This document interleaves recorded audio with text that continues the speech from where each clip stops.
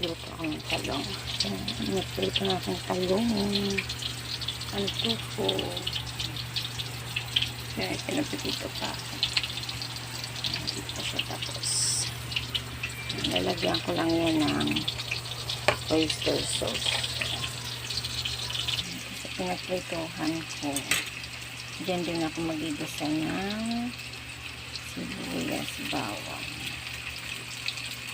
Diyan ko rin siya lulutuin. Ibabalik ko rin sa kanan. Ang gumawa ko ng sauce niya. Ano lang to? Oyster sauce niya. Tapos nagyan ko ng konting tubig.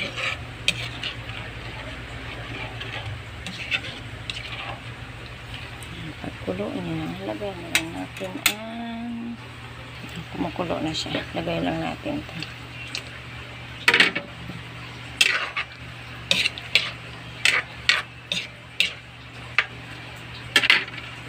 Saan ito?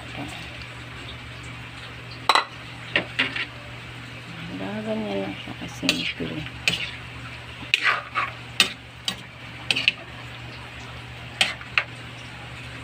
Dali lang kasi puro naman naluto yung mga yan. Okay, ayan na. Luto ng ating tofu, talong, saka sa oyster sauce.